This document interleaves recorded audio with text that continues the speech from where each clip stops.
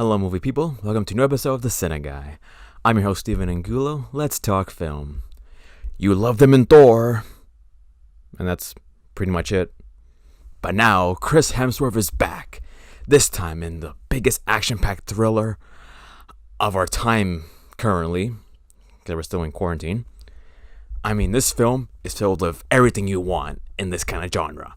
Gunfire, over-the-top violence, and oh my gosh, this is clearly has to be the biggest Netflix movie so far. It is amazing. So Extraction follows a mercenary named Drake who has to save the kidnapped son of a drug lord, all while trying to evade so many people who want this kid because he's valuable. It's like a massive game of keep away between Rake, this other guy who was hired by the drug lord, and our rival drug lord who wants to kill the kid. Because, leverage. So what makes this film so epic in its way? Well, when it comes to violent action movies, this one takes realism to a whole different level. Now, by violent, we mean this film is violent. Now, basically, when you see a film like this, and based on its environment, you can expect only one thing: war. Set in the Middle East with terrorists, explosions, American soldiers. We're the heroes, they're the bad guys. America, USA, USA. But no, here we travel to India, where drugs is the major theme in this film. And no, it's not like a massive bus, because freedom. No, the hero is an Australian guy. So, really nothing American about this movie, unless, I guess by definition, American means violent, soldiers, and guns. Oh yeah, this is an American movie. Also, he's working for money, not freedom! So, any far right-wing radio shows hailing this movie as a true American tragedy of justice. It's an Australian guy saving a brown kid. This goes by everything that you're against. But this film has everything that you would expect in a store setting. Weapons used in war, crazy action, and, fist fights and all that stuff. And a white man who is the lone hero. Because we don't have enough of those, do we? But this film has been criticized for its level of violence because it can take a toll. It's supposed to be really realistic. And think about this. This film takes place in the Middle East. The rules applied there do not apply to us.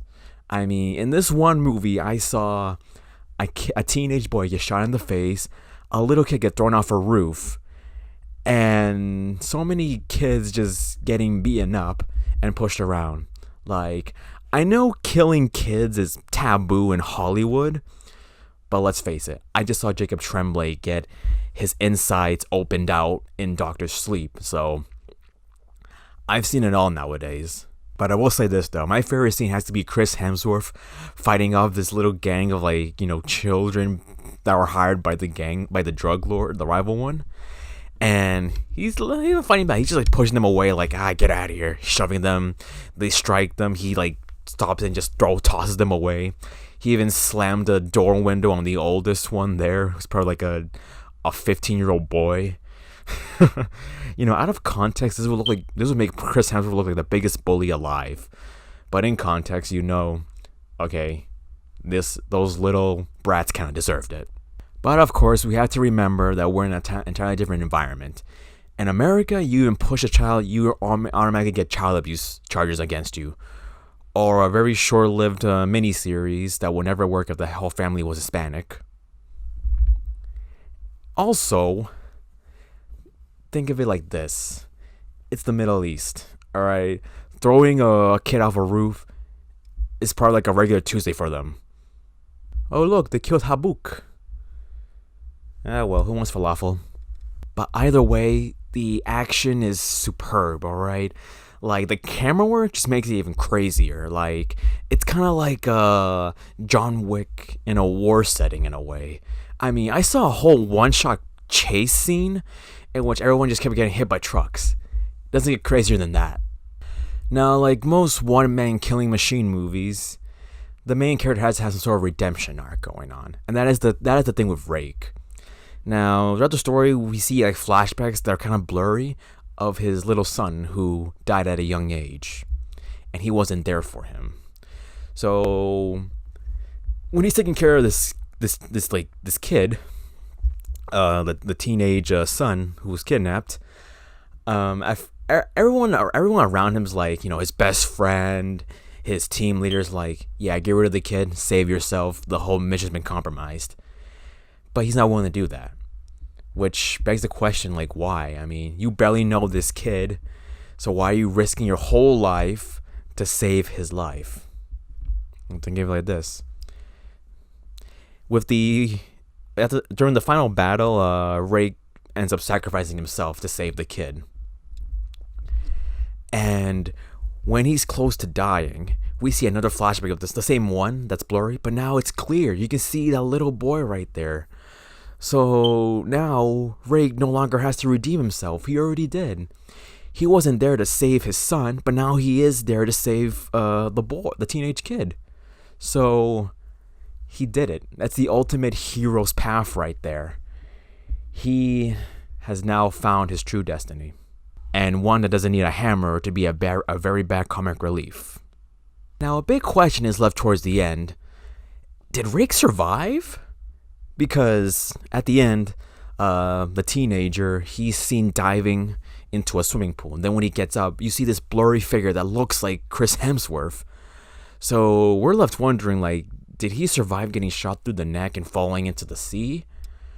Or was that just a mirage by the kid? Like, his imagination is seeing Chris Hemsworth as like his conscience to like keep going no matter what. Well, if you ask me, Rake is definitely alive. They already announced a sequel, unless they decide to go in the round which the boy becomes a soldier and Rake is like that like spiritual guide for him. I don't know. It's an action movie. Anything goes with these people. Overall, it's a really, really fun action movie that has everything you want in this genre. So why not sit back, relax, and watch Chris Hemsworth beat up a bunch of kids? Because there's nothing more fun than that. So my final rating is 8.2 bulletproof vests out of 10 children getting thrown off roofs. Wow, I'm mentioning a lot of kids dying in this movie. That should not. No. I appreciate children. All right, they are the future. Don't get the wrong idea from this review. All right, guys, that's the review. Leave a like if you enjoyed. Subscribe and join the crew. And until next time, if you want to check out more fun reviews, do follow my Instagram at CineGuy Steven, where I post other reviews of mostly films that I don't know, maybe like a quick little review will take care of it. That's the worst way of interpreting it, but you get what I mean. Just follow me on the Instagram at CineGuy Steven. Also, check out the podcast, Real Movie Critic for CineGuy. It stars me and my good buddy Hans Martin Jr., the real movie critic. And it's basically our film review podcast where we review certain films, especially newly released ones. Right now we're having a little coronavirus special where we're just watching classic movies and discussing it because we're in quarantine. Nothing else better to do. So yeah, do check it out at thatcertainpov.com. You also find many other great podcasts there, like anything that pleases your nerdy heart. Alright, until next time, this is Stephen Angulo signing off. That's our wrap. Come on, I'm not even in the Middle East.